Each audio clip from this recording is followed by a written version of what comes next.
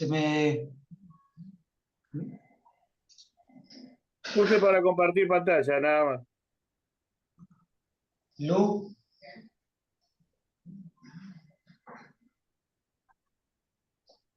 Ahí estamos. Ahí estamos, ¿no? Había ido como para... Ah, sí. No se Perfecto. asuste, doctor, no se asuste. Había puesto para compartir pantalla, nada más. Llamo auxilio, enseguida llamo... pido auxilio enseguida, auxilio Tranquilo, mecánico. tranquila. Arranque cuando quiera, nomás. Bueno, buenas tardes. Eh, en primer lugar, quiero agradecer al Colegio de Abogados Avellaneda Lanús por el espacio, por dejarnos participar de esta conferencia y agradecer también a los presentes, atento que sin ustedes esto sería imposible, ¿no? El tema que vamos a tratar hoy es sobre la actualidad en materia de redeterminación y movilidad de los saberes previsionales, el futuro de la PBU con los casos Torelli y Gratone. Tenemos acá, vamos a tener el placer y el honor de contar con nuestro disertante, que es el doctor Juan Fantini, que es el juez federal de la Sala 2 de la Cámara Federal de Seguridad Social. Y como digo siempre, esto es como en la vida. En la vida siempre hay que preguntar a los que saben. Otro ejemplo que me gusta dar es si uno se tuviera que hacer alguna intervención quirúrgica y viene un cirujano y te dice, la verdad que nunca hice esta operación, pero soy muy empático, uno automáticamente diría, no hay otro por ahí. Bueno, este no es el caso. Tenemos a uno de los mejores cirujanos del país que nos va a hablar sobre todos estos temas que acabo de pronunciar. Bienvenido, Juan. Bueno, muchas gracias. Te quedó por jugártela si soy empático o no. Estoy haciendo un curso igual para eso. Todo no se puede, todo no se puede. No, no se puede. No, pero Este, igual estamos envejeciendo bien. a veces ser popular no coincide con lo que pensamos, ¿no? A veces, Ah, no, eso seguro. No, acá no va a haber complacencia en ese sentido. Al contrario, la invitación es a pensar la posibilidad de que formulen las preguntas que quieran, luego de cada espacio que vayamos tratando los distintos puntos que tengo preparados para hoy, vamos a dar la posibilidad de que puedan preguntar lo que quieran. Bueno, a ver ahí, sí, ahí, vamos a arrancar. Últimamente vengo haciendo un análisis de la movilidad desde la perspectiva constitucional y obviamente eso va a garantizar, entre otras cosas, trabajar una de nuestras cuestiones, que es que estamos todo el tiempo posibilidad de que nos dé tratamiento a la movilidad tanto el Poder Ejecutivo como el Legislativo y el Judicial. Y vamos a hacerlo en ese orden, o al menos vamos a dejar al Poder Judicial para lo último de todo, porque es a quien más creo yo que estoy en condiciones de dirigirme y de hacerle algún tipo de comentario y esperar de parte de los integrantes del Poder Judicial, más allá de los abogados que ejercen la profesión, los comentarios que les resulten pertinentes. Como la charla tiene una palabra habitual, común en estas convocatorias, que es hablar de actualidad, y a veces nos pasa como el conejo de Bugs Bunny, que hay de nuevo viejo, este, fuimos a lo más nuevo que hay, porque hoy estamos en un escenario de cierta tensión, en donde el remanido tema de la clase pasiva, del colectivo que genéricamente utilizamos para todos los jubilados, forma parte de la discusión. Y entonces tenemos esto que es el proyecto de ley del Congreso de la Nación, que tiene media sanción de la Cámara de Diputados y que ha sido elevado el día 4 de junio a la Cámara de Senadores. El título de por sí es más que sugestivo: movilidad previsional y de la seguridad social. No sabemos si la movilidad de la seguridad social es un tema, pero sí me parece a mí que vengo escuchando desde hace tiempo a ciertos operadores políticos. Me quedó siempre dando vueltas una frase de Julio Cobos, que en ese momento era vicepresidente de la Nación, que dijo: en algún momento deberíamos separar la seguridad social de la previsión social. Y siempre que damos la materia en la facultad, insistimos tanto con explicarle a los alumnos que el subsistema previsional es uno de los 5 que integran la seguridad social, pero también es cierto que durante la última etapa de lo que se dio en denominar el kirchnerismo, este, mm, el artículo 32 de la ley 24.241, o lo que se ponía como contenido del artículo 32, excedía las prestaciones previsionales, a la par que se iba incrementando el, el colectivo de beneficiarios a través de lo que se ha conocido en la jerga como las moratorias o los planes de facilidades, que hasta actualmente están en discusión en cuanto a su continuidad. Entonces, o sea, haberle puesto la misma pauta de actualización a las asignaciones familiares, a la asignación universal por hijo, etcétera, etcétera. El precio de la seguridad social siendo ajustado por todo, contributivas, no contributivas, etcétera, etcétera. Todo de la misma manera. Así que me parece que ese título, desde la lógica de los legisladores, podría llegar a apuntar hacia ese lugar. Va directamente al hueso, hay una realidad que es algo que yo vengo hablando desde hace mucho tiempo en este punto, de cuántas veces se puede reglamentar una ley, ¿no? Esto preguntándoselo al titular del Poder Ejecutivo, cuando un decreto constantemente reinterpreta los alcances de una disposición legal. Y la misma pregunta se le puede hacer al legislador. Y entonces el legislador, si su ley es una ley amplia, como es la 24.241, que más allá de que luego de la 26.425 pasemos del SIGIP al SIPA, habla de todo el sistema integrado previsional argentino, tiene un punto en particular que es la movilidad de las prestaciones, y obviamente no habla de todas las prestaciones de la seguridad social. No voy a remontarme a la discusión de cuando en un momento en las ART no tenían debida actualización y hasta los laboralistas llegaron a pedir la aplicación del AMPO después del Badaro, etcétera. No vamos a llegar hasta ese lugar, cuestionándonos las fronteras o las líneas divisorias entre las distintas materias de la seguridad social y lo laboral. Pero dentro de la seguridad social es obvio preguntarse con relación a la línea divisoria entre las prestaciones contributivas y las no contributivas, sobre todo cuando hoy hay un ariete, hay un punto de inflexión de dos extremos inclusive, ¿no? La PUAM o más quizás, y el salario mínimo, la prestación mínima, eh, y si quieren también podemos jugar ahí un poco con la PBU. Bien, entonces, los saberes se actualizarán mensualmente de acuerdo con las variaciones del nivel general del índice de precios al consumidor, o sea que en la discusión, en la actualidad, en lo nuevo, vemos que el IPC está ganando terreno en la consideración de los distintos operadores políticos, ya sea dentro del Poder Ejecutivo como los propios legisladores, que aparecerían como recogiendo el guante, más allá de las diversas interpretaciones que se puedan hacer en torno a la realidad política que nos circunda, en lo que tiene que ver con el movimiento hecho por el Poder Ejecutivo a través del decreto, por el cual le pone fecha de caducidad o fecha de finalización a la ley 27.609 y a su vez establece una pauta de movilidad transitoria, complementaria, sustitutiva de la ley 27.609. Bueno, perfecto. Luego de eso hay algo que está últimamente muy de moda. Nosotros los judiciales la conocemos bien.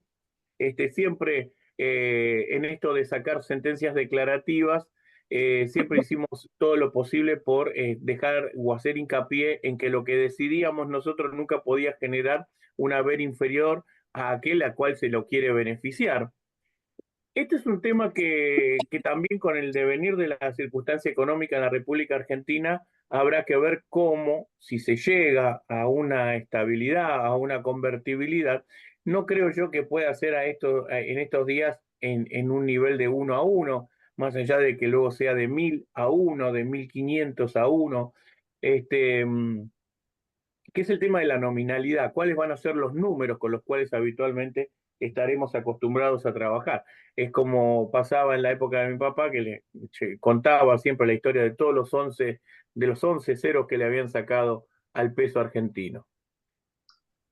Ya en el artículo 2 nos va a dar un elemento para algo que venimos trabajando nosotros, ¿no?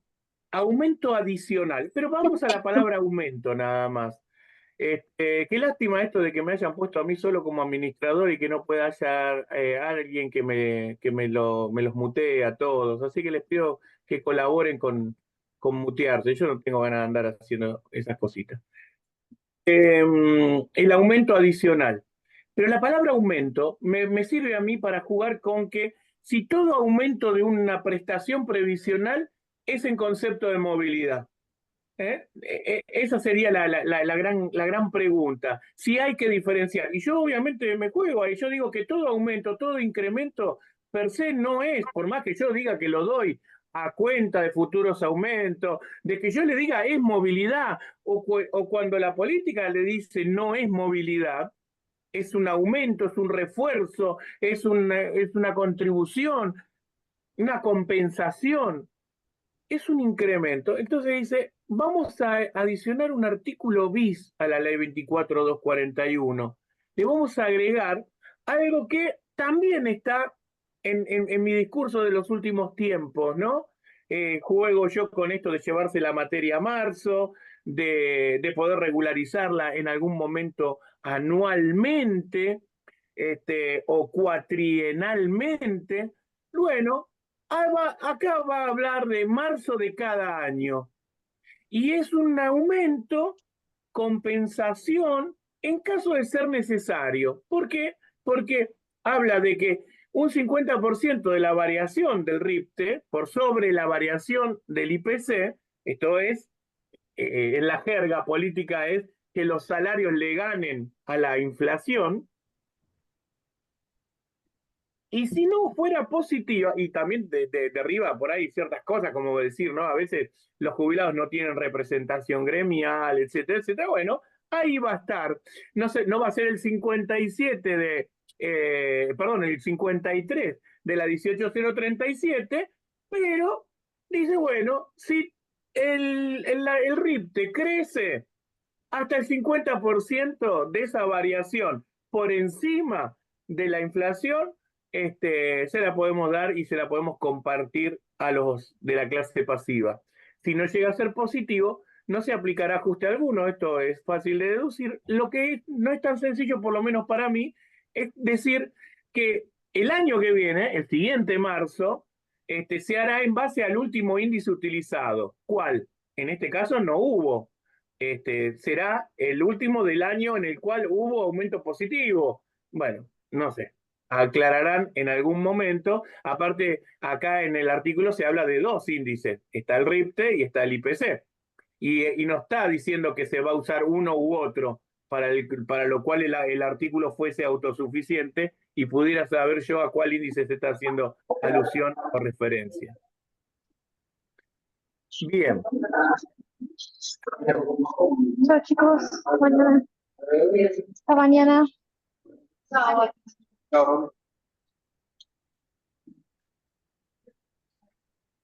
Martín, ¿para asamblea? Después me dicen de dónde tengo que tocar, porque yo estoy compartiendo la pantalla y no tengo la posibilidad de verla toda acá. De dónde tengo que tocar para mutearlos a todos y todo. Hasta mañana. Gracias.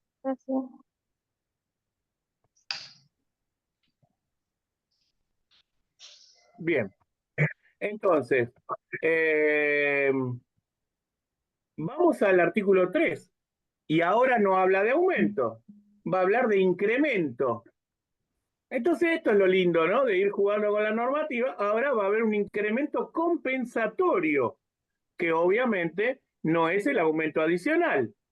Está bárbaro porque es como desde distintas perspectivas que nos permite el lenguaje castellano, jugar con aumento, con incrementar y con movilizar o con cumplir con la garantía constitucional de la movilidad.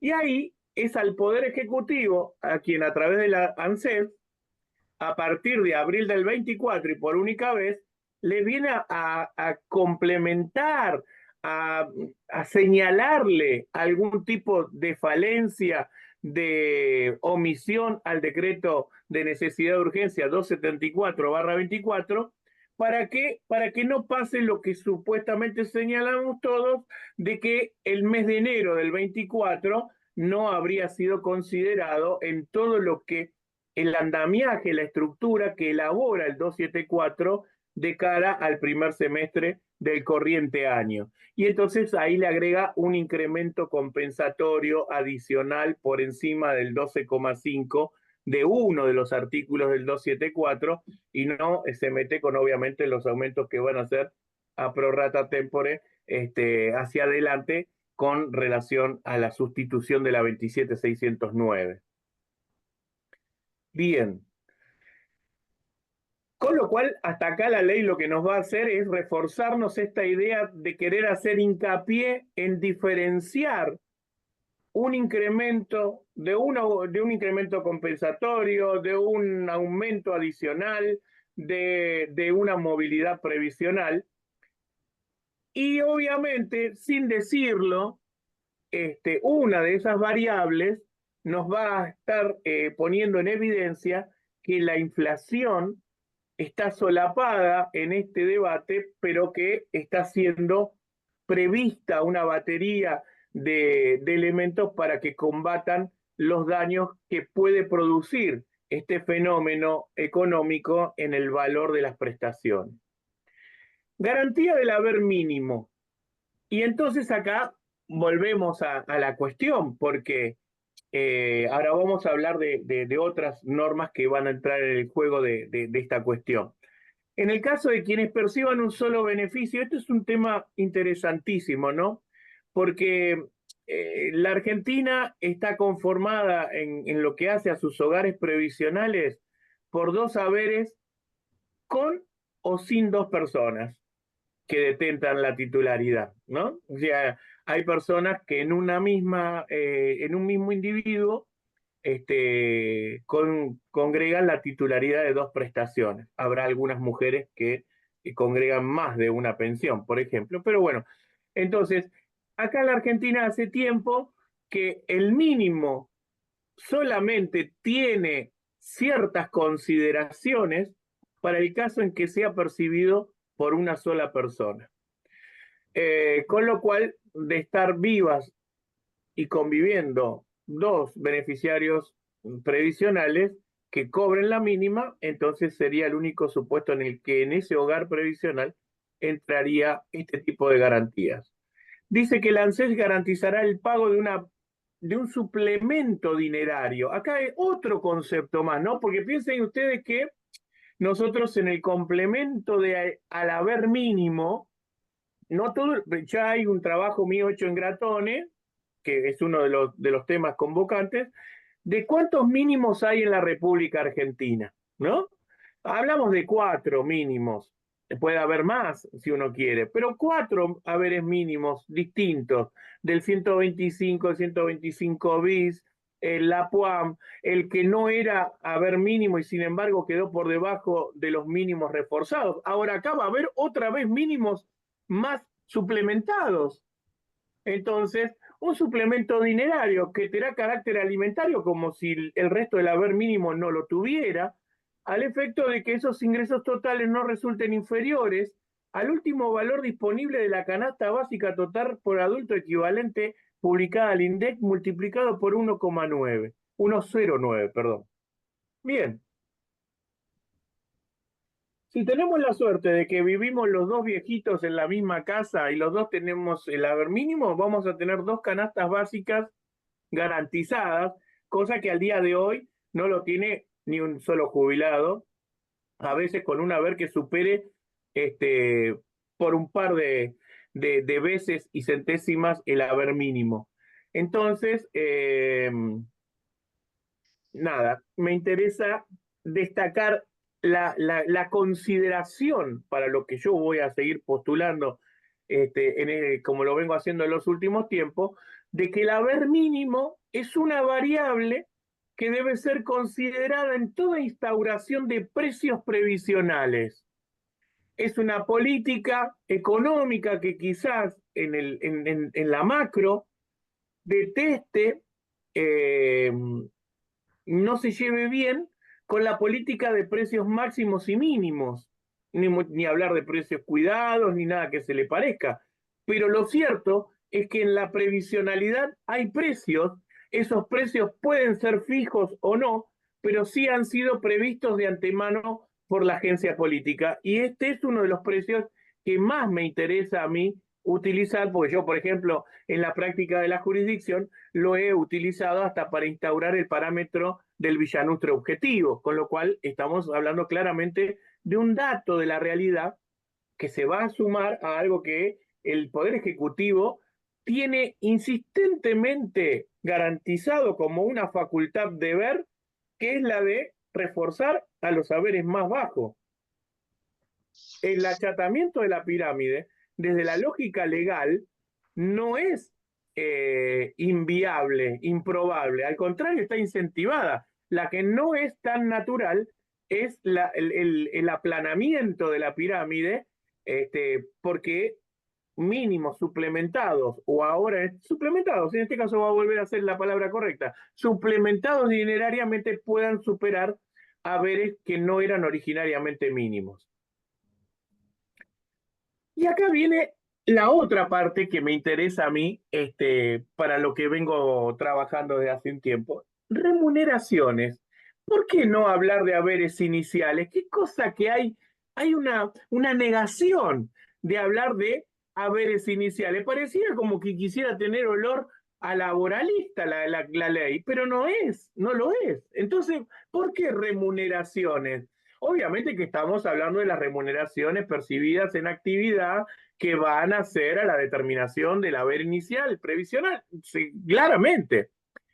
Y acá, para una de las líneas que también quiero proponerle siempre, tratar y trabajar, vuelve esta cosa de, me decía el Chavo, vuelve el perro arrepentido. Es como que el legislador, según sea el autor, le encanta hablar de su ley, ¿no? Dice, sobre todo esto es paradójico teniendo un presidente que dice mi ley. No, entonces, 26.417, pero papi, después pasó la 27.426, la 27.609. Está bien que en este punto no innovaron, sacaron una medida de no innovar. Palabras más, palabras menos. Dicen lo mismo. Bueno, reiterémoslo una vez más. ¿Para qué? Para que para la actualización que diera origen a el IF, del artículo 24, inciso A, seguimos con el combinadito, miti-miti, de chocolate vainilla, entre el índice, y por qué no decirle al jubilado con nombre, apellido, lo que le van a usar, no, el índice previsto en el inciso B del apartado 1 del artículo 5, sobre todo una ley que después, yo no voy a pasar del 6, ¿no? Porque no me da a mí la capacidad, ya con 6 por hoy es suficiente, pero va a hablar de transparencia, de derecho a la información, va a hablar de un montón de cosas. Y acá le falta claridad. Te dice, ¿querés saber cómo te actualizan las remuneraciones? Bueno, andá y buscá el índice combinado previsto. Decís que por suerte todos sabemos que es miti-miti, un poquito de dunga-dunga y un poquito de ripte. Bueno, bárbaro. ¿Qué pasó con esto mismo, este mismo año? ¿Qué es lo que vos estás reparando y todo lo demás? Es que se jubiló en marzo. Recibirá, dólares no, recibirá 17% más de los que se jubilarán en abril. Mientras eso pasa, no hay solución a la cuestión previsional, y lo dejamos para lo último, ¿no? Para los que trabajamos, ¿en dónde? En la justicia. Para los que trabajan en esta agencia, será un dato que no importa, que no será relevante, que no hay que verlo, que no sé, no quiero usar palabras, pues se puede decir malas palabras, no hace falta. Bueno, artículo 6, esta es buenísima. Esta es buenísima, es la con la que voy a cortar, ¿no? Sí, después, viste que se llama régimen de transparencia, capítulo 2, es buenísimo. Bueno, pero hoy es sin encaje. Vamos por acá. Con este es buenísimo.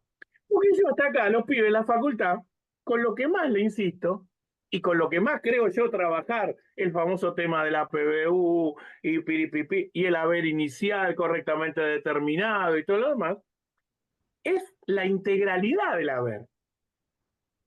La integralidad. Y ahora le vamos a agregar una nueva característica, que es la siguiente, la indivisibilidad. Está buenísimo, es indivisible. Es evidente que el legislador sabe, le han comentado, le han tirado arriba de alguna mesa, pongan lo que quieran, de última lo pago en cuotas, o quizás en el debate, porque no es el único proyecto de ley que hubo otros. Había algunos que proponían los pagos en cuotas.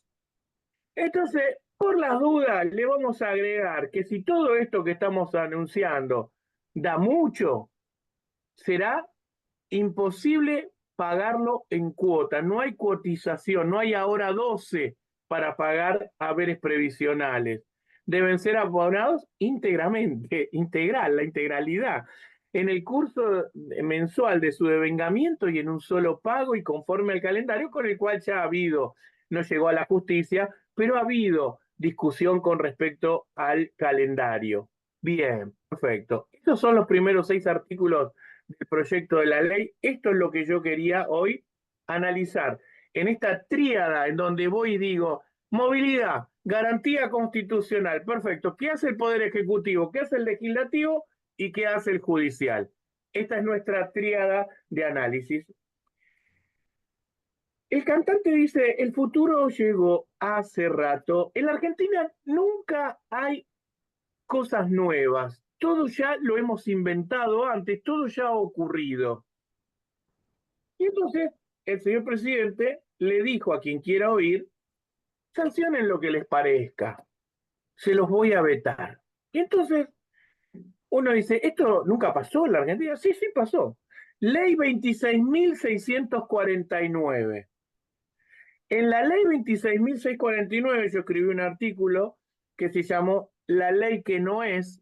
Tendría que haber sido, claro, eso es el pecado de escribir sobre la marcha, sobre las cosas mientras se van dando. Se ve que ese secretario de la Seguridad Social de primera instancia de aquel momento tenía la pluma fácil y entonces habló inmediatamente. Pero el título correcto tendría que haber sido sobre la ley que no fue.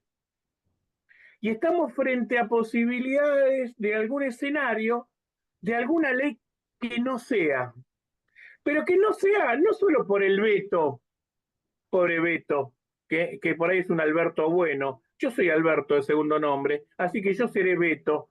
Bueno, Cristina, esto de la política que tiene esa particularidad de decir Mauricio, Cristina, Javier. No, Javier no es Javier, es Milei. Bueno, vetada por decreto 1482 del 2010. Y siempre me interesó, como soy profesor de Derecho Constitucional, hacerlos a los chicos de primer año, sobre todo que le hacemos estudiar el itinere de lo que debe sortearse constitucionalmente para que una ley sea ley. Una de las pocas cosas que uno le tiene que enseñar a los alumnos de primer año es que sepan cómo en la Argentina se hace una ley y cómo se logra alcanzar una ley. Y entonces le decimos este ejemplo, el de la 26649, que mala Cristina, mala eres, vetó completamente a través del decreto 1482 del 2010. Y el artículo 83 de la Constitución Nacional dice, proyecto observado por el Poder Ejecutivo Nacional retorna con sus objeciones a la Cámara de Origen y luego a la Cámara Revisora. Ambas vuelven a debatirlo y si con el voto de las 2/3 partes de sus integrantes ratifican la sanción originaria, el proyecto es ley en la República Argentina. Y el Poder Ejecutivo lo debe promulgar como tal.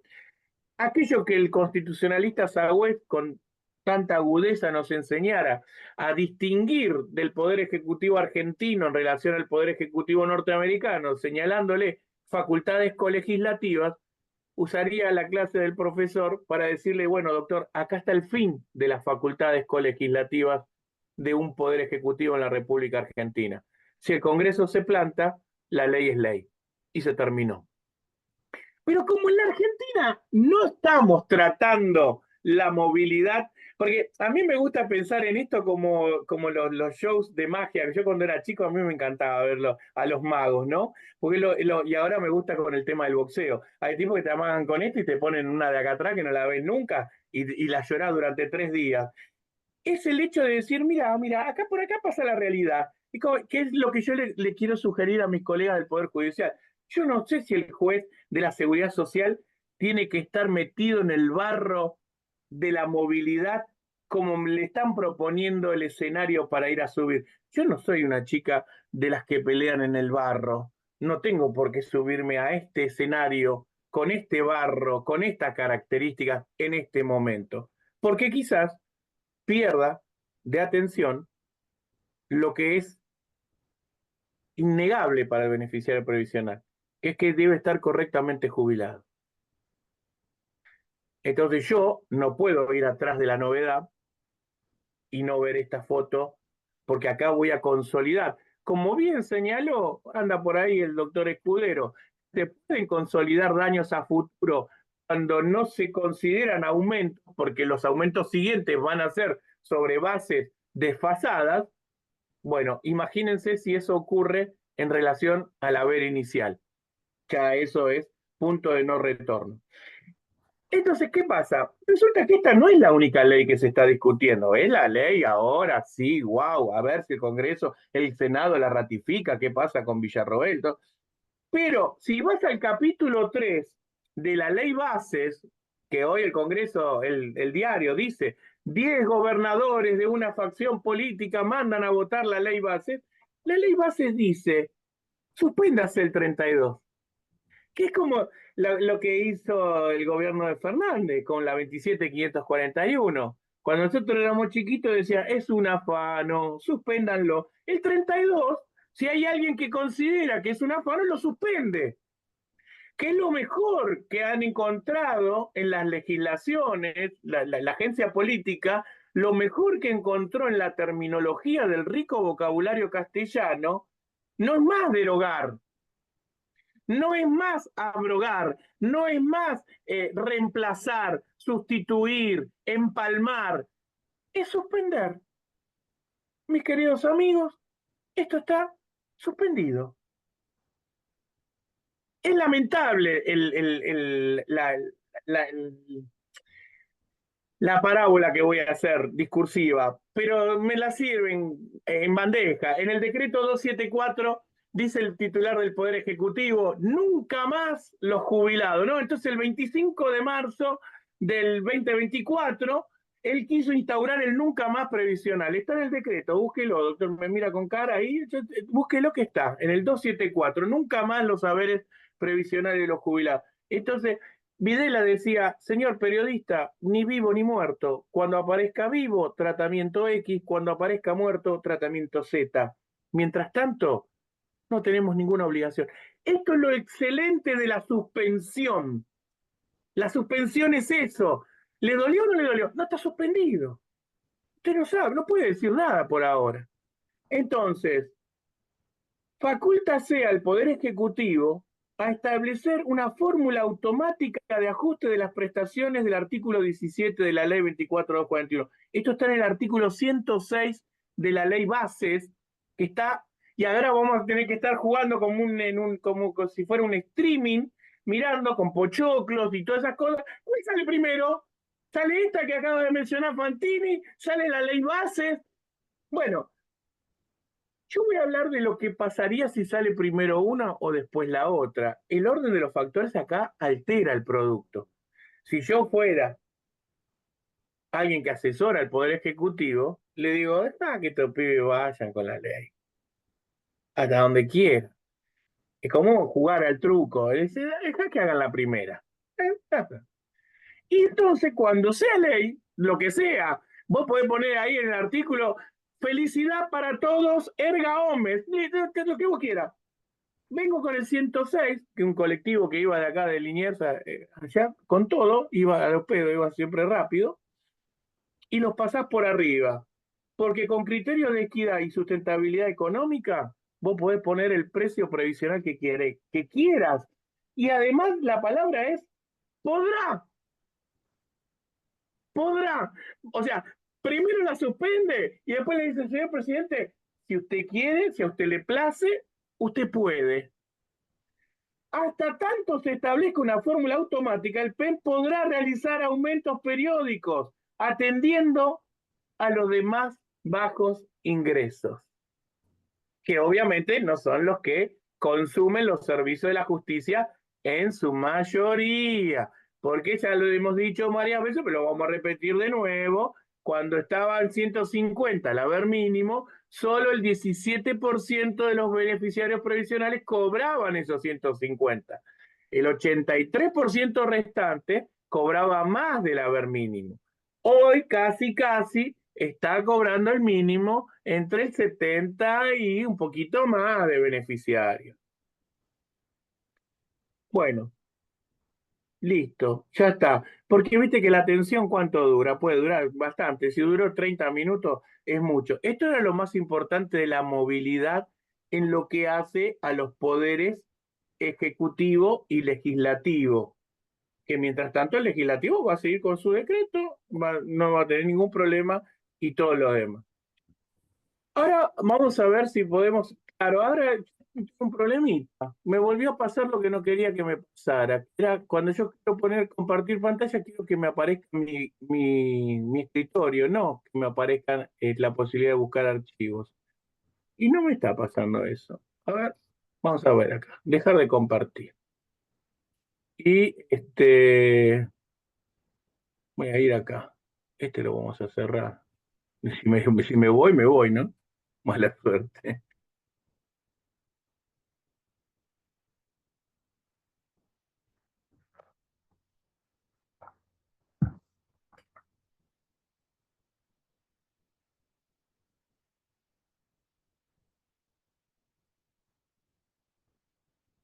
Diálogo. Realmente la idea es esa. Bueno, no sé por qué ahora la conexión a internet es inestable, hay fuerzas extrañas. ¿Se ve ahí? ¿Sí, no? Bien, bueno. Muy bien. ¿Cómo llegamos? En ese momento fuimos a Salta, mira, ahora estoy usando el cuadernito que me regalaron en ese momento. Tardaste 2 años en usar el cuadernito. En el 2022, 23 y 24 de mayo del 22. Y entonces en ese momento obviamente llevamos esta idea de cada 4 años que sería gracioso para quien considere que esto puede llegar a ser motivo de risa, establecerlo que podría ser que inicie y termine con el periodo presidencial de cada uno.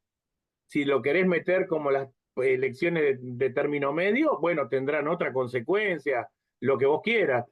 Yo saco esta regla cuatrienal de Badaro, la saco de Sánchez María del Carmen, la saco de Salas para los retirados militares. O sea, la Corte cuatrienalmente analiza una medida, una política pública, si es que realmente existe. Si, evidentemente tenemos los diálogos que estamos relatando entre la agencia política, Poder Ejecutivo y Poder Legislativo del que estamos hablando, evidentemente acá política pública no la hay. La intención de este proyecto de ley que analizamos recién se acerca a unas variables muy interesantes. Ojalá algún día contemos en la Argentina con la posibilidad de que cada 4 años vos determines si lo que se le ha pagado a la clase pasiva en términos de movilidad, mientras que no haya inmovilidad, es buena o mala, perfecto. Pero el problema es que esta ley reincide, esta y cualquier otra, porque la realidad que tengo al día de hoy también sigue así, ¿no? Porque si la 27609 va a quedar derogada a partir de junio, de ahora, a partir de julio, ¿con qué va a jubilar ANSES? ¿Con qué haberes iniciales va a jubilar? ¿Cómo va a determinar los haberes iniciales? ¿Va a seguir con el artículo 4 de la 27609? Bueno, va a seguir teniendo los mismos problemas, va a tener una base legal para determinar haberes iniciales y decretos que van a dar aumentos. Pero los haberes iniciales van a ir a la baja por la fórmula con la cual se actualizan las remuneraciones históricas. Eso es lo que yo considero que es el desafío del Poder Judicial. Acá esto usted puede hacerlo de distintas maneras, ¿no? La regla lo único que trata de demostrarle a usted son las distintas variables que van a generar cada uno de los poderes. El Poder Ejecutivo va a generar decretos, el Poder Legislativo lo va a hacer con leyes que a veces, por ejemplo, es interesante preguntarse, ¿no? Si esta ley es aprobada, la que estamos discutiendo, el proyecto que tiene media sanción, y habla del decreto 274, ¿lo convalida? Si le da un aumento superior, pero no es la convalidación de la ley 26.222 de la Comisión Bicameral Mixta, pero nombrarla en su texto, ¿no es lo mismo que ratificarlo? Yo creo que sí. Bien, así que por ahí hacemos una promo, un 2x1, y en el fondo el decreto está vivo, gracias a que esta ley se ha hecho cargo, y en esa parte donde dice aumento adicional, que quiere meterse con el 12,5 del decreto 274, lo está convalidando. Si no, no lo establecería como base. Bueno, esto es solamente para eso, para que hagamos hincapié en la periodificación que uno tiene que hacer. Y acá, en esto también una foto muy interesante, son la que sale del Badú o Baudou, el Chocobar, lo que se puede dar entre el Badaro y el Elif. ¿Es lo mismo sacar primero la sentencia de movilidad y después la de haberes iniciales que viceversa? No, no. De hecho, fíjense que el IF es Badaro para los 24.241, pero solamente para los que se concedieron antes de diciembre del 2006. Todos los demás 24.241 posteriores a Badaro, ¿qué movilidad tuvieron? Por favor, repítanmela. La oficial, Fantini, la oficial. Salvo que usted vaya, ¿a dónde? A los tribunales. Bueno, listo. Pero ¿tiene palabra de la Corte Suprema? No, Fantini, hasta ahora no, pero estamos en eso. En cualquier momento lo sorprendemos. Listo, gracias. Entonces, no te vayas, Juan.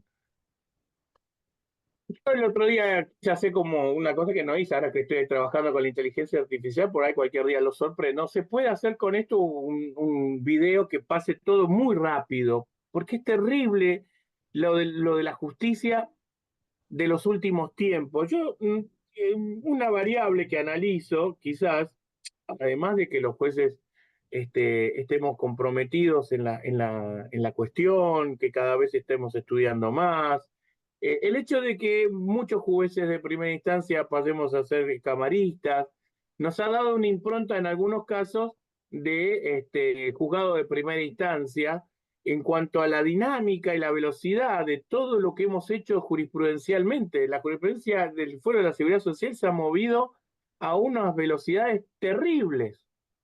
Por eso es que, siguiendo al pedagogo John, SCHO con diéresis arriba N, propongo una reflexión en la acción. Reflexionemos un poco hacia dónde estamos yendo. Y el caso de la PBU es paradigmático, ¿no?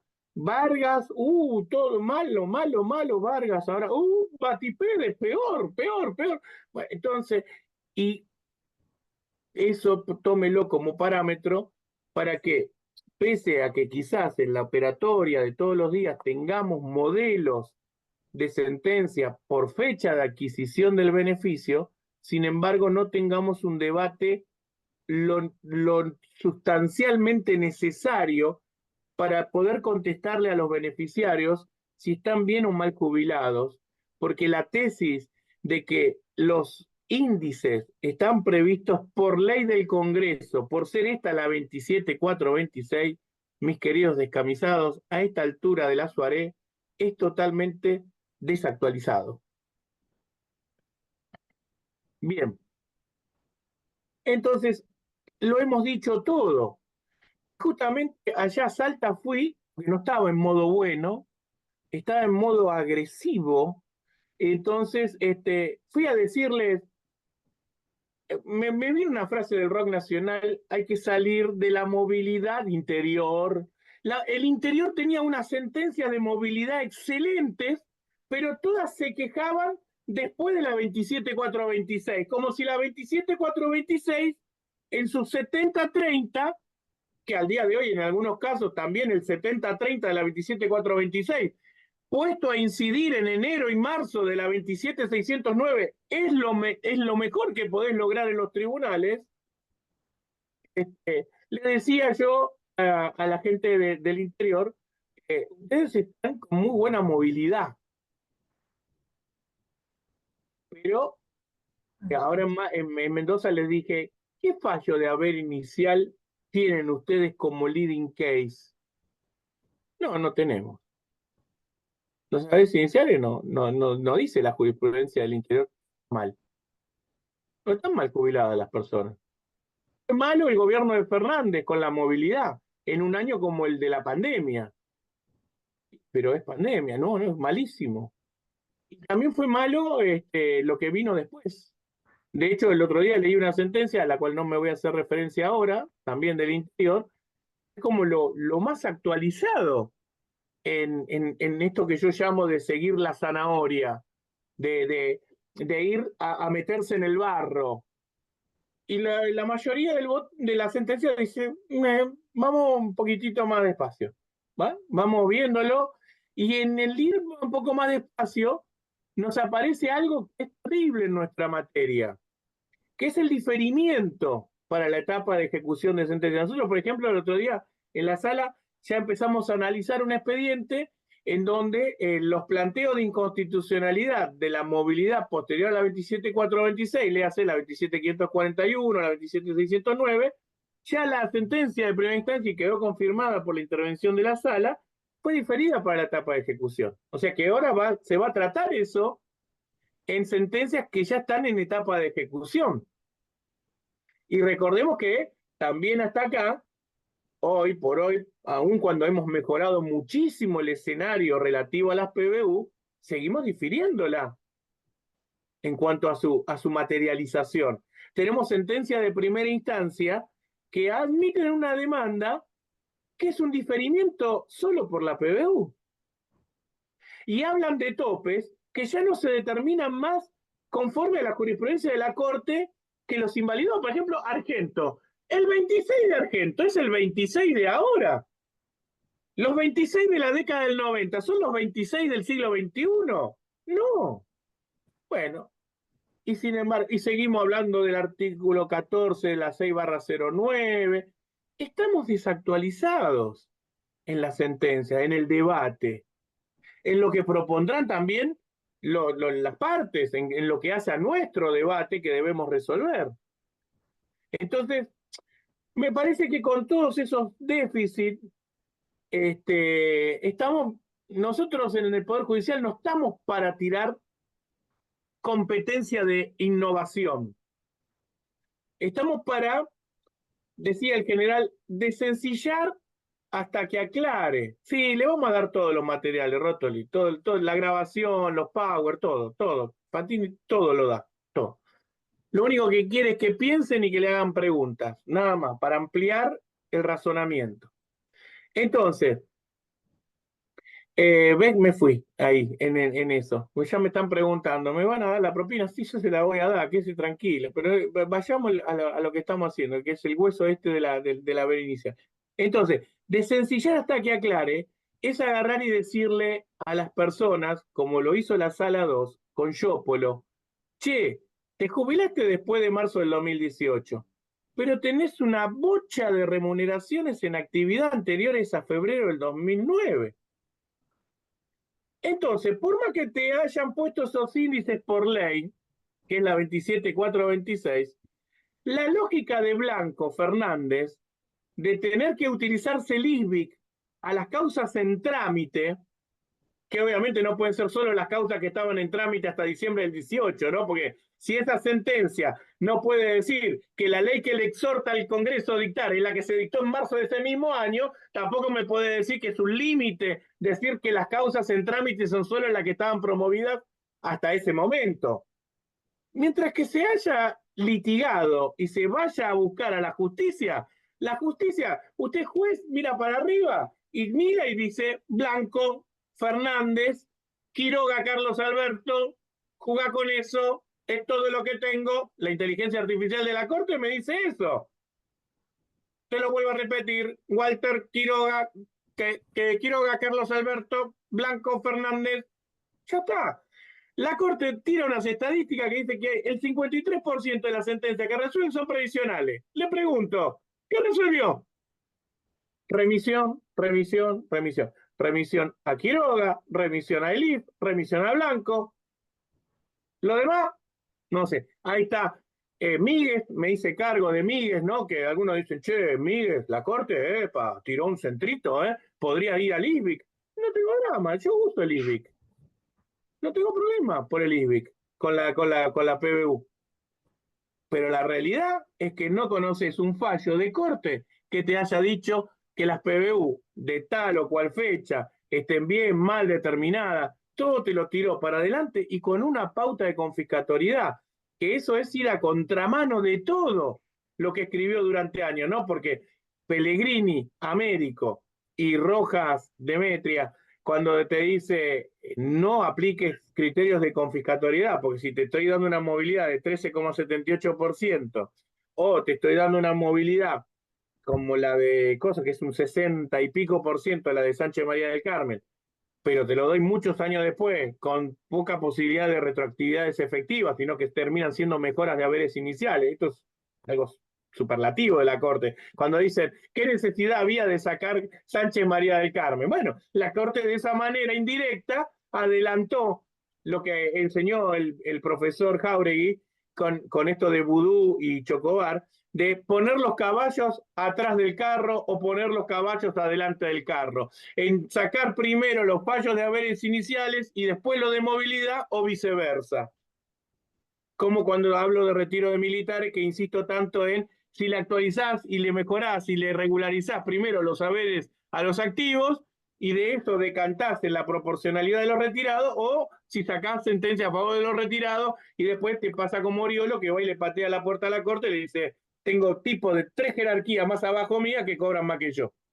Listo, plin, cierren la justicia porque no está dando fallos acorde a la realidad que vive la gente. Hasta que la gente va y patea los tribunales. Entonces, a ver si podemos compartir otra pantalla. Fin de la presentación, hay que cerrarlo. Bien. Y entonces acá vamos con otra. A ver cómo estoy, Estoy jugando con ustedes, así que les agradezco la paciencia. Mira, no es como yo quería, pero llegué. Vamos todavía, Juan Alberto. Bien. Entonces, esto fue, ya les digo, en 2022. Lo que va a venir después lo tengo en un Power, va a ser interesantísimo porque vamos a pasar. De acá nos tenemos que llevar lo siguiente, que es el gran tema que podría ser una tesis doctoral. La intertemporalidad de las normas previsionales. El legislador que va a reemplazar una fórmula de movilidad actualmente vigente por otra, ¿tiene el deber de empalmar? Y constitucionalmente, no. Debe garantizar movilidad. La garantía constitucional de movilidad es indeterminada. No dice cómo debe ser. Dice que no puede producir haberes inferiores a los que viene percibiendo. No va a ocurrir eso. Salvo que a alguien se le ocurra interpretar ese párrafo en relación a los haberes iniciales. ¡Apa! ¡Apa la papa! Esto de que usted, haciendo uso de estas leyes, hace que el de marzo se jubile mejor que el de abril. Y en el de 2018 no se jubiló nadie, salvo alguien que estuviera mal asesorado. No vamos a ir a buscar a que le hagan mala praxis al letrado, pobrecito, en enero y febrero del 2018, porque en marzo era mucho mejor. Bueno, esas son las cosas que no puede dejar pasar la justicia, para mi humilde opinión. Bueno, entonces volvemos acá a ver esto de la jurisprudencia. que yo hablo socarronamente, nada más, de las chicas de Ráfaga, para un lado, para el otro. Fernández Pastor, en un momento, fue mayoría en la Cámara de la Seguridad Social. La sala 3 lo había pergeñado y la sala 1 lo había continuado con la vecchia Roberto. Luego la sala 3, un día antes de que nos abandonara el doctor Faciolo, pasó para el otro lado, y después la sala 1 pasó para el otro lado, y sin embargo quedó la sala 2, con mayoría que no integro, Colman Torales, dando el Fernández Pastor, que es como, diría en la canción nuevamente, mi asignatura pendiente, la asignatura pendiente de la Corte, que lo tiene con dictamen favorable del procurador, esperando la decisión final. Estos movimientos fuertes, inconstitucionalidades en el medio, y etcétera. Entonces, esto yo creo que la Corte, cuanto más tiempo deje pasar, que dé una palabra definitiva de estos temas, se va a encontrar con mayores variables a considerar. Puede hacerla como lo ha sabido hacer. Sánchez María del Carmen termina haciendo un fallo de movilidad, pero con claras connotaciones de haber inicial, y eso se puede lograr. Baudou lo había hecho al revés, mal. Lo hizo aplicándole un índice de movilidad para ir a la baja con los saberes iniciales. Lo puede hacer por las buenas o por las malas. Y ahí le tenemos la explicación a aquella operadora jurídica que algún día dijo, yo no veo la necesidad de sacar un Sánchez María del Carmen a esta altura de la vida. Bueno, ahí lo tenés. Bueno, entonces, la jurisprudencia del interior, por eso era que había llevado este material, andaba por la inconstitucionalidad de los decretos de Fernández, cuando los operadores jurídicos nos confirmaron el otro día también en Mendoza que el último decreto del 2020 no fue malo en cuanto a movilidad, de hecho garpó alguna moneda de más, y eso nadie lo va a decir en una sentencia ni nada por el estilo, pero lo cierto es que no se advertía ahí un perjuicio. Pero desde el punto de vista institucional, quizás el análisis es correcto.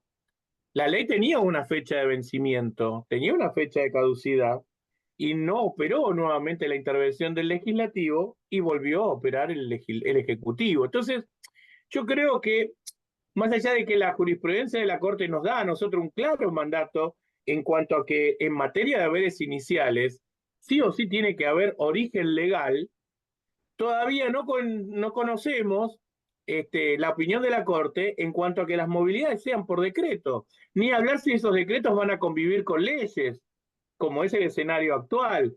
O, por ejemplo, si en el caso de Badaro, no invalidó los decretos per se, solamente dijo a Badaro, Valentín le dieron uno de esos decretos. Si le hubieran dado todos, no hubiera ocurrido el achatamiento, y yo por ahí no tengo nada que decir. Entonces, por eso sacó un fallo que se llama Padilla, en donde agarró y dijo, te doy Badaro, pero si los aumentos del Poder Ejecutivo son más mejores para vos, estés a eso último, estés a los decretos. Por eso yo siempre dije, la jurisprudencia de la Corte no ha sido invalidante de lo que nosotros llamamos aumentos generales. Bueno, nada, estoy haciendo un exhibicionismo de power, sobre todo hoy que he podido compartir la pantalla, y quiero, obviamente, distraerlos un poco, porque ya llevamos una hora hablando, y obviamente que la atención se pierde, pero mientras están preguntándose, ¿Fantini podrá compartir pantalla? Entonces ahí vuelven y retoman un poquito de atención. Seguimos con esto que está interesantísimo, por lo menos para mí, que me gusta mucho el tema.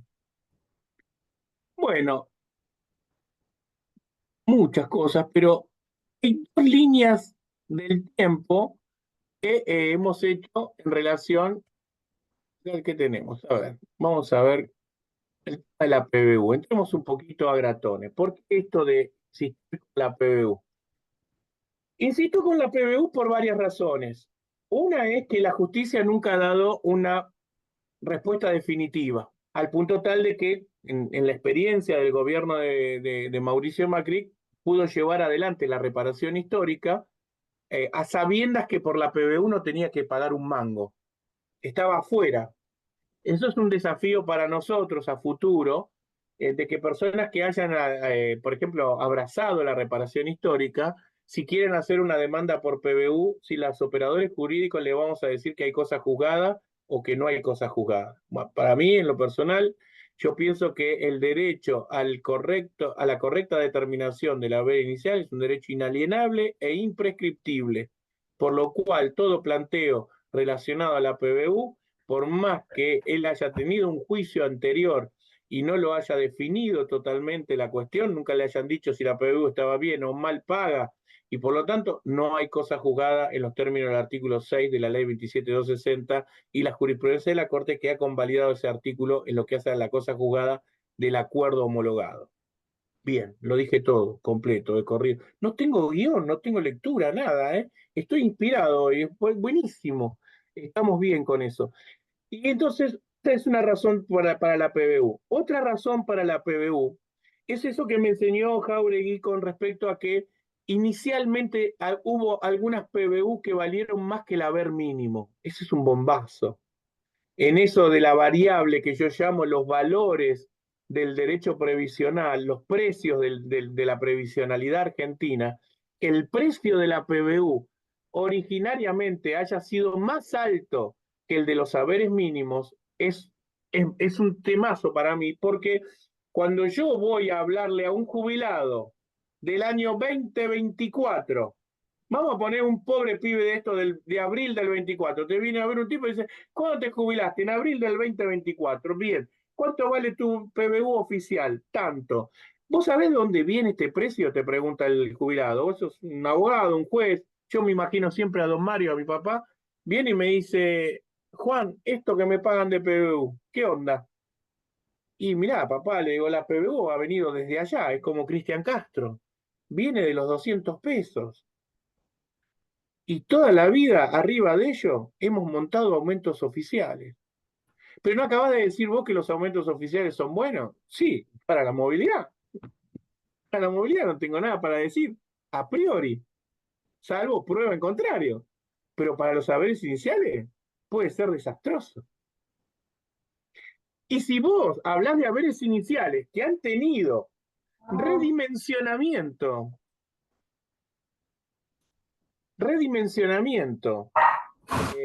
desde la lógica de la justicia, vos por ahí, Quiroga Carlos Alberto, fecha de nacimiento 2014, 4 años antes de la ley 27.426, que es donde estoy planteando yo el punto de inicio de la discusión. Yo planteo el punto de inicio de la discusión en marzo del 2018. Ah, ese no es Coco, ¿eh? Mi hijo no hace eso, ¿eh? No, no, no, no. Coco está acá, él ya hace un posgrado de seguridad social, me escucha todas las pavadas que digo acá en casa, el tipo sabe más derecho de seguridad social que yo. Coco escucha. Bien, entonces,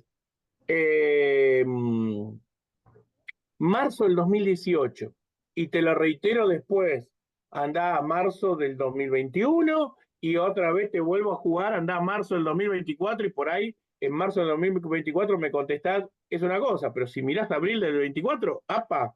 Bueno, yo te digo, mirá después de marzo de cada año. Me gustó que los legisladores compraran la idea de marzo. Bien, que lamentablemente la instauraron ellos mismos, ¿no? Es decir, a mí me interesó muchísimo discutir cuando nació la 26.417.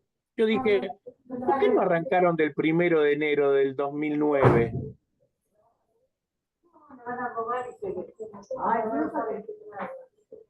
Bueno. ¿Dónde es que hay que tocar para silenciarlos a todos? Notas, no, acá no es, notas no es. Reacciones, chat, participantes, acá. No, silenciar a todos. Sí. Bien, ahora sí. ¿Se me escucha? ¿Sí? ¿Se escucha? Bien, ahí está. Vamos, Juan, que te estás haciendo un posgrado en Zoom. Bueno, entonces, ¿por dónde andábamos? Andábamos por la fecha inicial de pago y de otorgamiento de las prestaciones. Por eso lo mejor del IF, lo mejor de tu vida, te lo ha dado el IF. Es la fecha de adquisición del beneficio.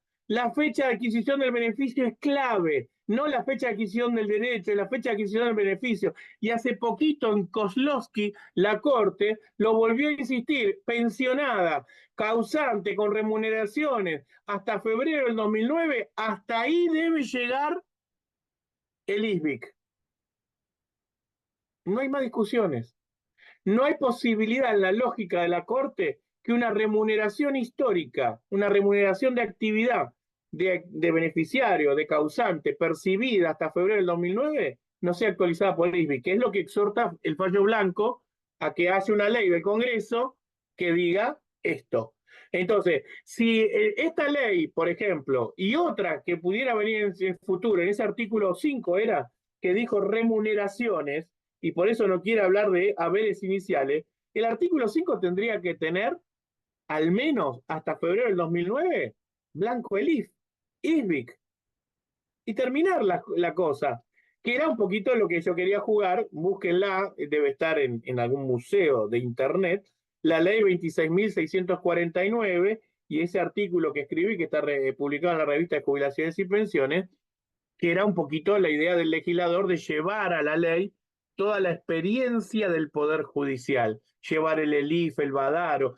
La otra experiencia que hizo eso, ¿cuál fue? La ley de reparación histórica. La reparación histórica llevó toda la experiencia de los tribunales a la reparación histórica. Porque en una negociación entre abogados, vos vas a agarrar y le vas a decir, bueno, mirá, si te salís de la mesa de negociación y vas corriendo a los tribunales, ¿qué tan lejos vas a correr? Si yo te estoy poniendo en el convenio términos que normalmente son precios regulados en las sentencias, entonces, bueno, vas a tener que discutir. La reparación histórica, lo único que tuvo de malo es que no se pagó taca-taca. Lo hubieran pagado taca-taca y no había nada para decir. Así todo es la RABE más grande de la historia argentina de actualización de haberes iniciales. Así que en algún sentido ha sido exitosa. Desde ese punto de vista ha sido exitosa. De la litigiosidad, bien, gracias. No tiene la PBU, bueno, seguimos participando. Entonces, estamos tratando de redondear la idea de la PBU, de por qué este muchacho está con la PBU. Bueno, como todo, las bandas de rock se hacen conocidas a partir de un tema y nada más. Yo toco PBU. Vale. Entonces, ir a la génesis, de volver a saber por qué valió lo que valió, cómo se determinó, qué naturaleza jurídica tenía, que si esa naturaleza jurídica a lo largo del tiempo, después del salto del artículo 4 de la 26.417, después de la materialización de la jurisprudencia, tratando en los últimos tiempos, que por lo menos ha avanzado la sala 2 y la han seguido las colegas en la Cámara de Seguridad Social, con la lógica de determinar si las PBU han sido confiscadas o no, porque si vos tenés actualización de PC y PAP, la PBU puede esperar o puede quedarse como está. Eso es lo que dice Quiroga Carlos Alberto. Lo que no vas a poder decir eso es cuando la PC y la PAP no se muevan, porque vas a tener que contestar si está bien o mal determinada la PBU, y es la misma que viene de antes. ¿Habrá sido claro, Fantini? No sé. Pregunte después si no fui claro. Ni hablar la mutación a lo largo del tiempo en donde se le cambia el nombre, AMPO, MOPRE, no cambia la naturaleza jurídica, pero sí los usos. No es un precio del laboralismo, por ejemplo. Ya lo dije eso al pasar. Bueno, no me voy a derivar ahí porque si no nos perdemos. Bueno, y cada sala, cada integración de sala tuvo su creación. Que al juez no le gusta que lo toreen como diciendo, ¿y vos qué dijiste? ¿Y vos qué analizaste? Y quizás ya no estamos en tiempos de seguir creando visiones individuales, no estamos más cerca de crear un consenso. Debe ser difícil consensuar en un ámbito per se individualista. El juez trabaja solo, consulta con sus asesores, con él mismo y decide con él mismo y tiene que hacerse cargo de lo que decide. En los tribunales colegiados hay un poquito más de diálogo, no tanto como el que debería ser quizás, pero lo hay. Hay ciertos puntos de entendimiento, esta sala y esta cámara que integramos desde hace un tiempo a esta parte ha dado muestras sobradas del diálogo institucional, y Vargas fue un ejemplo de eso. No se supo entender. Obviamente nosotros no tenemos intención de vender, acá nadie está vendiendo ni fórmulas alquímicas, ni la de la Coca-Cola, ni nada por el estilo. No les gustó lo de la limitación, pero la limitación te la pone Quiroga, no te la pongo yo. Es decir, te está diciendo, determine si dejar fija la PBU tal como se la han puesto inicialmente y la han fijado a valores oficiales, resulta confiscatorio o no en virtud del crecimiento que se descarta, se descuenta como consecuencia de la sentencia favorable que ha tenido por la exposición de las remuneraciones históricas a la aplicación de un índice IBIC que entre el 2003 y el 2008 no paró de crecer. Bueno, por todo ello, es que hemos hecho esta representación que era Vargas. La Corte tiene muchos fallos, pero no dejan de ser remisiones. Lo más innovador de todo, quizás lo dijo al pasar, esto de la Corte de tirar cosas lindas al pasar, es Benoit, en donde también hoy quizás vuelva a discutirse, porque yo estuve leyendo, yo los leo a todos, cuestiones relativas a la tasa de sustitutividad. Y entonces en Benoit vuelve a usar el considerando 9, como lo hizo en Jalil, 14 años antes, para hablar de la PBU, y tomó una tesis que yo durante mucho tiempo sostuve y que puse en sentencias, en donde interpreté que la consecuencia de la PBU era totalmente, era inversamente proporcional en cuanto a la importancia. Cuanto más bajo era el haber y cuanto más cercano estaba el haber mínimo y cuanta menos movilidad había o variación de la PC y la PAP había.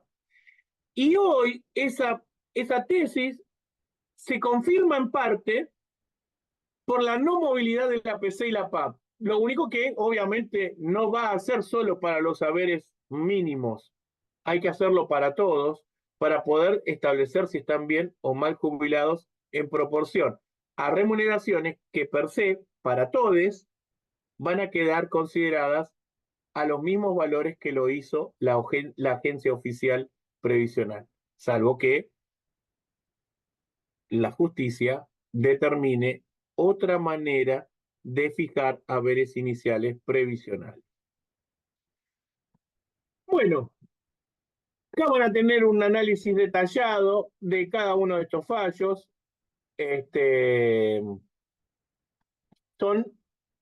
Puse la historia de la PBU para que ustedes puedan ver.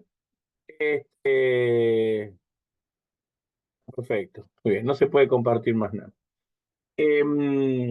Para ir a la última parte de la charla, ya vamos a ir cerrando, que es, pero tenemos mucho material, eso es lo bueno, lo queremos poner todo, pero bueno, no sé si vamos a llegar a tanto, no, vamos a ir de a poquito. A ver, vamos con esto. Esta es fácil, ¿no? Creo que no tiene más que una sola imagen, entonces vamos a hacerla fácil. Es este tema de... muy bien. Esta es la movilidad legal. Ahí están las leyes, solamente. Y están todas analizadas en el sentido del alcance temporal por la fecha en la que han sido fijadas, ¿no? Entonces, fíjense en esto de los marzos, marzo del 2009, marzo del 18, marzo del 21.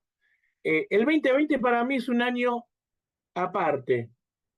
Es un año aparte. Si no se comparte esto, bueno, lo siento, pero para mí la normalidad del 2020, encima en la Argentina tuvo consecuencias a posteriori, pero el 2020 en sí mismo es un año aparte. También puede aquel que considere compartir parcialmente esa opinión, dice, bueno, pero después se volvió a la normalidad y la normalidad debería ser esta. Bueno, perfecto.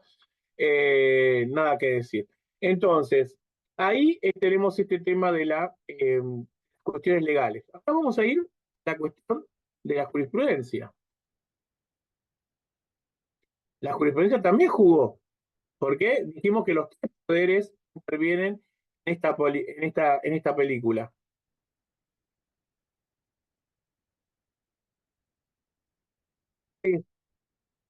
La Corte, hasta acá, más allá de esta cuestión que les propongo analizar todo el tiempo de Chocobar, Baudou, Sánchez 1, Sánchez 2. Sánchez 2 es la materialización de darse cuenta que le dicen, muchachos, miren que después del 1-4-91 la gente se siguió jubilando por la ley 18037 y los saberes siguen estando cristalizados. Ah, bueno, usen la pauta de movilidad, dijo Baudou, que se dio en Chocobar. Y en Sánchez María del Carmen va a decir, bueno, con la excusa de la movilidad también vamos a reconocer que esos saberes iniciales no pueden quedar dañados. Esto no pasó en el periodo de Badaro y de Leaf, porque la Corte inteligentemente primero va a sacar un fallo de movilidad que va a ser compartido por las dos leyes jubilatorias. Esto yo creo que la Corte lo va a cambiar, porque más adelante va a decir, bueno, ahora voy a tener todos 24-241. Esto de decir a 30 años de la sanción de la ley, bueno, perfecto, bueno, ahora va a traer una consecuencia. Ni hablar cuando ya dentro de poco no haya más PC y solamente haya PBUs. Bueno, y las no PAP, lo que son las permanencias, ¿cómo se llama? En el régimen de reparto. Y bueno, y lo que le costó a la Corte, ¿no? Decir que ISBIC era ISBIC, esta saga de Fernández, hasta que un día lo dice con todas las letras. Bueno, vamos a dejar de compartir, perfecto, y ahora les voy a traer acá otra que es la aumentos por decreto. Los aumentos por decreto me gusta, tengo otra placa, aparte de esta, que no sé si la voy a usar, pero esta sí es importante porque esta es la de la actualidad. No es la primera vez que va a pasar que el Poder Ejecutivo va a tener gran actividad en materia de decretos y de movilidad y de haberes mínimos reforzados o suplementados, o quizás en la década anterior empoderados con una intencionalidad política de darle mayor crecimiento.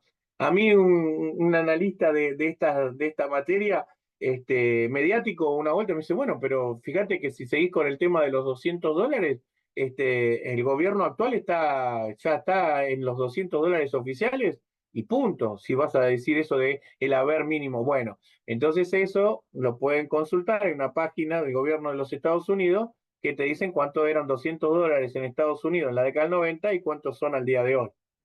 Así que tal cual, no hablaríamos de hoy $200. Esa es una parábola que hacemos fácilmente cuando el dólar está muy retrasado y ni siquiera te pagan esos $200. Pero bueno, nada.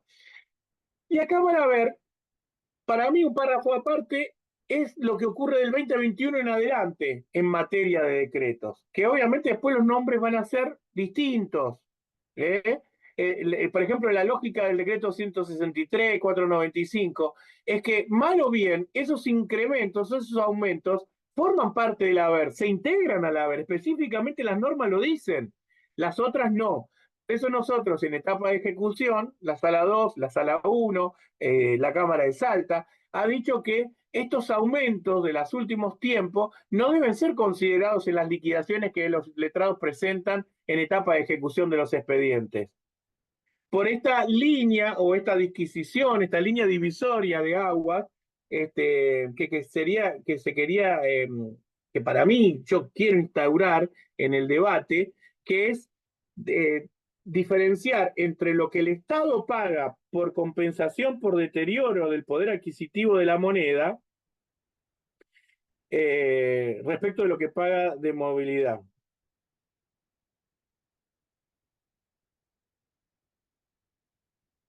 Espere que estoy buscando una cita de un previsionalista con la que vamos a cerrar la charla. Ahí está. Bueno, entonces, ahí vamos a la disección. Subsidio extraordinario. los que hemos hecho mucho tiempo militares sabemos de esto, ¿no? La lógica del Poder Ejecutivo, que es el jefe máximo de las Fuerzas Armadas y de Seguridad, siempre tuvo una intencionalidad, mejorar el haber a los activos y no verse obligado a tener que reproducir esto en los pasivos, de esa manera se incrementaría el gasto estatal. Entonces, sabemos lo que es la palabra compensación, subsidio extraordinario, bueno, préstamo a devolver nunca. La palabra, las terminologías en las que vamos a insistir, incremento porcentual, bueno, y si se incorpora o no en el haber. ¿Ves? El 163 se incorpora en el haber. A ver que aumento que fue de 2,3, que tuvo una suma fija de 1.500 pesos, esto formó parte del haber. En cambio, en los decretos que esto no va a ser así, me va a interesar que ustedes por lo menos vean, merece ser tratado de una manera diferente. No sé si se van a compartir la opinión mía, pero por lo menos tenés que decir que no es lo mismo. Y ahora tenés una ley, o por lo menos tenés un proyecto de ley, que ves que diferencia la terminología, movilidad, aumento, incremento, y cuándo son habituales, cuándo son excepcionales, cuáles son complementarios. Entonces, creo yo que el eslogan, todo aumento previsional no es movilidad, ya está, la tiré, la quiero patentar, obliga, impone a quien esté analizando la cuestión que le tiene que dar un alcance interpretativo determinado. Incremento, ¿ves? Subsidio extraordinario, con topes, hasta cierta suma, no es siempre literal, el alcance, contributivos, no contributivos, mirá, epa, la línea divisoria ahí vuelve a tener esto que hablamos allá al principio, de si la fórmula de movilidad previsional debe ser idéntica para toda la previsionalidad, para toda la seguridad social. Esfuerzo de ingreso previsional.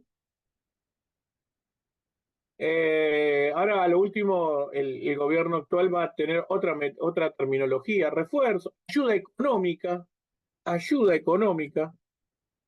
ahí va, esa es ayuda económica previsional. Entonces, este tema de la naturaleza jurídica es vital. Yo creo que necesita un pronunciamiento porque la escala salarial final no la tenemos ninguno de los que estamos en esta charla, ni los que nos están gobernando. Creo que los que nos están gobernando tienen un estimativo, tienen un objetivo a donde quisieran llegar, al cual quisieran estar o al que no quisieran arribar. Por eso el tema del impedimento de la cuotización, la imposibilidad de que esto se difiera en cuotas. Y a ver si tengo otro más. ¿Cuál era? Momentos de decreto. Vamos a este. Con esto vamos cerrando. Estamos en 4:30.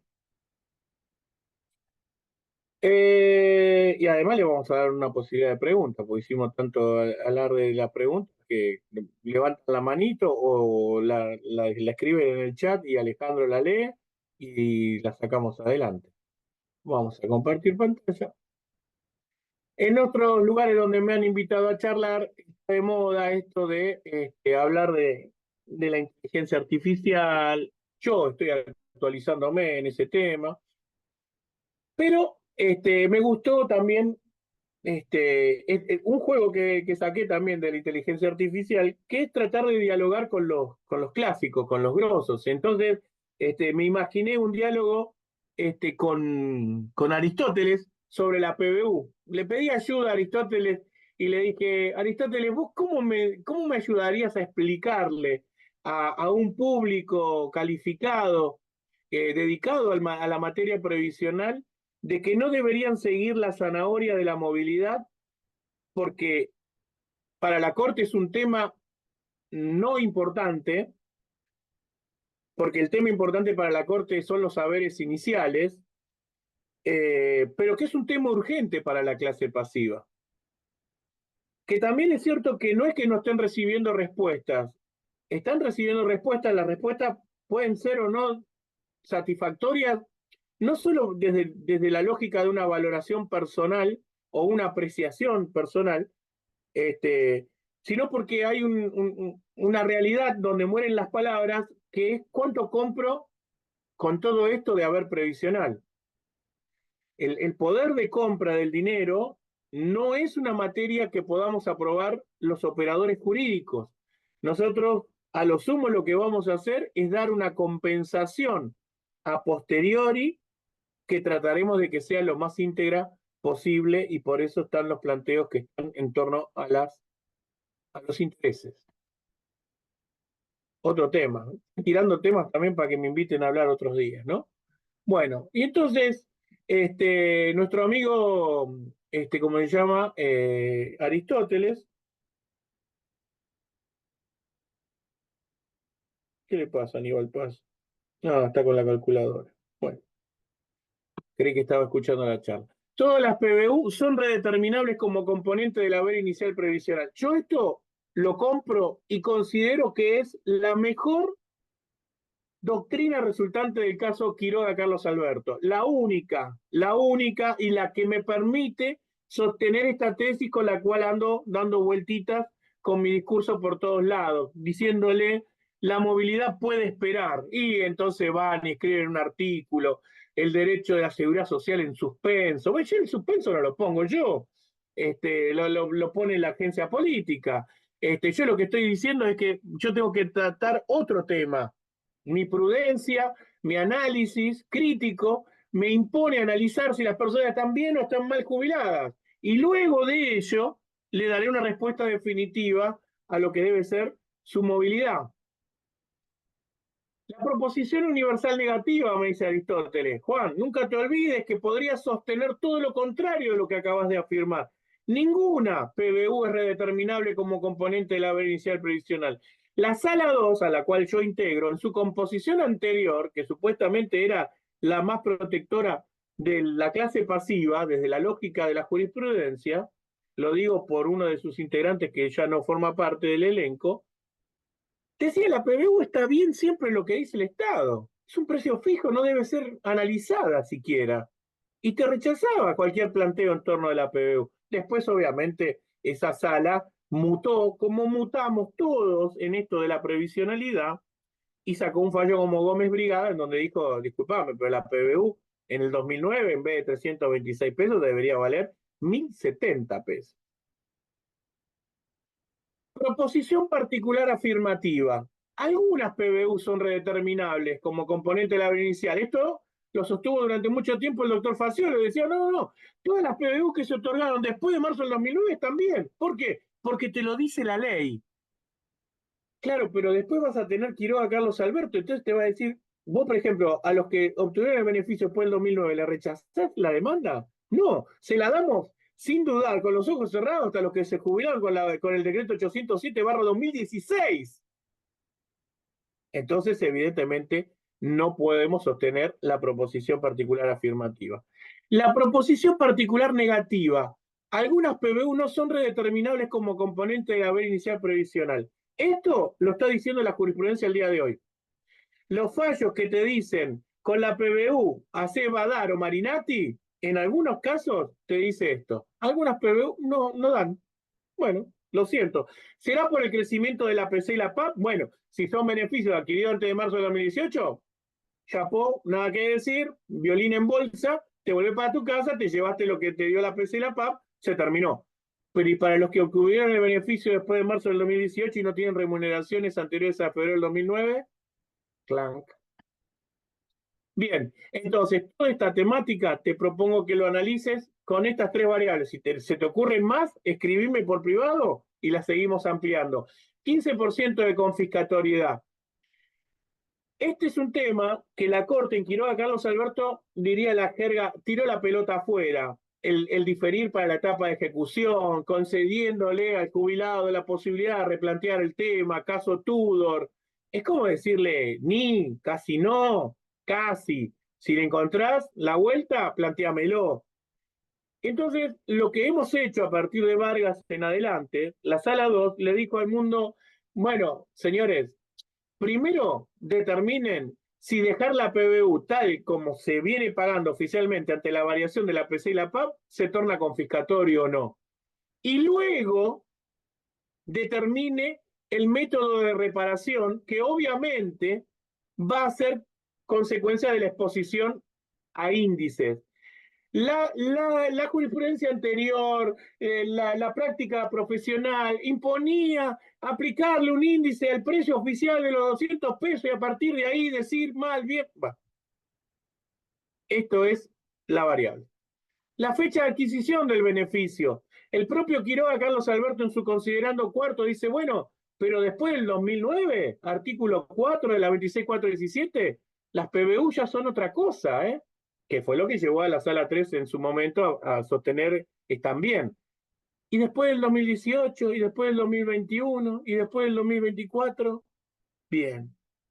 Y esto último, que ya creo que la Sala 3 lo está revisando, me lo dijo el doctor Picón en una charla que lo invitamos a dar, esto de que si la PC y la PAP son redeterminables, la solución pueda ser una, y si no lo son, la posibilidad de la respuesta sea otra. Entonces, les propongo que en estos tiempos en donde supuestamente con un buen prompt, con un buen algoritmo, podemos determinar la cuadratura del círculo, digámosle a los jubilados la respuesta a una pregunta tan simple y tan sencilla como esta.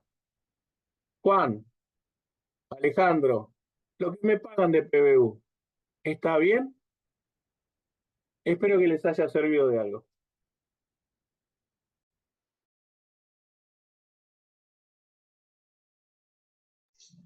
¿Preguntas? La frase del previsionalista, porque no iba a cerrar con una que no fuera mía. No. Dice así, el previsionalista es Bertrand Russell. ¿Por qué es previsionalista? Porque lo mejor de lo escribió cuando ya estaba en su etapa más adulta, ¿no? Dijo, el león y la pantera son inofensivos. En cambio, las gallinas y los patos son animales altamente peligrosos, le decía una lombriz a sus hijos. Bertrand Russell. Si tienen preguntas, se la contesto. Y si no, me voy. Muchas gracias, doctor. Solamente una cosa, doctor. Diga. Perdone que desmutié. Entonces, los juicios que hayan tenido o estas sentencias homologatorias de reparación histórica, también analizaba que hay posibilidad de redeterminar el haber inicial, porque solo nos estaban dando movilidad. No voy a hacer ningún tipo de prejuzgamiento. Voy a jugar con la mente. Sí. Si vos me decís, mirá, tengo un caso, un tipo que adhirió a la reparación histórica, se lo homologaron, fue a la justicia, se la homologaron, se la pagaron, no tiene ninguna suma para cobrar, está totalmente cancelado. Nunca hizo juicio por la PBU. Como yo digo que la cosa juzgada de la reparación histórica nunca va hacia adelante, sino hacia atrás, ninguna duda de que ese tipo puede reclamar PBU sin dudar. Claro. Te acabo de dar el caso indubitado. Ahora me decís, no, pero escúcheme, era reparación histórica, le dije, con juicio. Entonces no era un acuerdo de los sin juicio. Te estoy diciendo un acuerdo con juicio anterior. Y le digo, ¿tuvo una sentencia con la PBU? No, es de los primeros, de los más viejitos, donde la PBU ni se tenía en cuenta en los fallos de seguridad social. O le tocó como la Sala 2, que le dijo, está bien tu PBU porque es oficial. Y le digo, mirá, la verdad es que hasta el día de hoy, en el 2024, nadie desde la justicia le puede decir cuáles son los saberes iniciales que están correctamente determinados en la FAS PBU de manera indubitable. Así que, en beneficio de la duda, el derecho inalienable, imprescriptible a ser correctamente jubilado, vaya para adelante. Me decís, estaba en etapa de ejecución y había tenido una sentencia a favor en relación a la PBU. Pero como estaba diferido y le habían aprobado la liquidación por la PC y la PAP, y la PBU nunca la había planteado, tuvimos un caso Z, que la jueza del 5 le decía, no, cosa jugada, no vengas ahora por la PBU, y le decimos, no, pero doctora, escúcheme, solamente le acaba de aprobar liquidación por PC y PAP, deje que se exprese por la PBU, después usted le dirá sí o no, blanco o negro. Bueno, entonces, ponele que eso te pasa con la reparación histórica, llegaste hasta ahí nada más. ¿Le podés decir que había cosa juzgada desde el expediente judicial y a su vez que venga a cristalizarse por la cosa jugada del acuerdo? Tampoco. Es decir, yo me imagino así, jugando con la inteligencia artificial, de que no hay un escenario en donde yo te diga, seguro, convencido, no le voy a permitir que plantee la PBU. Con los topes sabés que hay posturas más duras, ¿no? Yo conozco colegas que dicen, no, bueno, pues si no metió el 26 en la primera demanda de 24-41, no se lo dejo meter nunca más. Bueno, y estamos hablando de mucha guita, ¿eh? Entonces, pero mucha guita que a su vez también va a agarrar y va a decir, la PBU no se toca. Jugar con esa variable, ¿viste? Ahora te hemos dado un cuadrito en donde te damos la posibilidad de jugar un tatetí muy interesante. Entonces, en definitiva, la respuesta es individual, pero la problemática es general. Hay una respuesta para cada persona.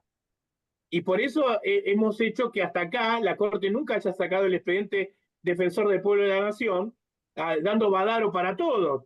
Porque vuelvo ahora, que esto se me acaba de ocurrir mientras estaba dando la charla, que dicen, ¿qué actualidad tendría hoy el fallo de la Corte si le diera Badaro a todos? Mirá si yo te las meto en las PBU.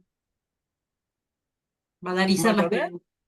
Claro, numéricamente actuaría para 15.000 personas, ponele, que no tengan juicio, que no tengan ni reparación de historia. 9.000 decían hace muy poco tiempo, y van bajando porque van muriendo o lo que sea. Pueden quedar algunas pensionadas. Pero si vos hacés como Sánchez María del Carmen y lo terminás metiendo como en los saberes iniciales, en la PBU solamente lo podrías hacer, porque si no estarías borrando el ELIF con el codo. Bueno, la Corte lo puede decir. De hecho, había una abogada que después descubrí que ejercía la profesión. Yo siempre el apellido lo asociaba con ANSES, pero evidentemente se retiró del organismo. En un momento cuando nosotros dábamos ISBIC para las PBU, ANSES apelaba y pedía que se le aplique Badaro. Cuando le dijeron en la jurisprudencia aplíquese Badaro, y dice, no, ahora no hay que aplicar ninguno. Bueno, yo ya fui a una charla en la DAP en no sé qué año, y les dije, en este momento la PBU oficial valía 19.000 pesos. La PBU con Badaro valdría 30.000, y con 20.000, perdón, y con ISBIC valdría 60.000. ¿Me entendés? Eso hay que contestárselo a la gente. Eso hay que contestárselo. ¿Está claro? Perfecto. Perfecto. ¿Otra pregunta? Por micrófono, por chat. Bueno, soy jubilada, dice. Bueno, yo tampoco soy jubilada. Bueno, un gusto que hayan participado personas de la tercera edad, de los adultos mayores, del colectivo de los más interesados en esta cuestión. Algunas veces he visto también. Así que bueno, un gusto. Bueno, Alejandro, el porcentaje adicional por años excedentes después del 2009 en la PBU, ¿qué pasa con eso? No sé, ¿qué problema hay? Yo, mira, en toda mi experiencia en tribunales vi un solo fallo de la Sala 1 con voto en disidencia de la doctora Pérez Toñola, en donde Chirinos Maffei le daban la inconstitucionalidad del tope de los 45 años de la máxima PBU. Creo que hay un par más, y creo que la Sala 2 después en su momento, no hice más revisionismo histórico con eso, pero si hay un caso individual en donde una persona tenga una super PBU, lo único que estamos discutiendo es si se la vamos a redeterminar o no. Yo la pregunta la uso como caso paradigmático. Vos me decís 200 pesos más todos los aumentos generales, llegás a la PBU que tenés al día de hoy. ¿Eso está bien o está mal? Y en relación a que mi PC y mi PAP no se mueven, ¿está bien o está mal? Nada más, es eso con lo que ando dando vueltas en los últimos tiempos. Bueno, muchísimas gracias por la invitación. Por los bonos extraordinarios, ¿la sala los considera remunerativos? No, dije al pasar la jurisprudencia Camino, se llama el precedente, nosotros no mandamos a descontarlos de la liquidación del reajuste que está impago, porque viene corriendo desde atrás. Entonces, mientras vos no tenés el haber debidamente regularizado conforme a sentencia, vos vas marcando diferencias de haberes, tenés posibilidad de liquidar esa diferencia. Entonces, había un juez, porque ni siquiera ANSES decía nada, eso así dice la Sala 1 en la gruta, ni siquiera el ANSES se opone con relación a ¿cómo se llama? A los aumentos extraordinarios, y el juez viene y le dice, pero vos en la liquidación no descontás esta suma. Bueno, ninguna sala de la Cámara de Seguridad Social ni del Interior hasta el día de hoy ha dicho que las liquidaciones de los expedientes en trámite en etapa de ejecución de sentencia haya que descontarlos. Y eso avala mi teoría en cuanto a que son compensaciones distintas y que mientras vos no lo metas en el, ¿cómo se llama?, en el haber inicial, no pueden ser descontados. ¿Está? Bueno, gracias, Ale. Un gusto. Muchas gracias a vos, Juan. Nos vemos la próxima. Gracias. Dejamos para una segunda. Vale, bueno, muchísimas gracias. Nos vemos. Gracias, doctor. Muchas gracias. Hasta luego.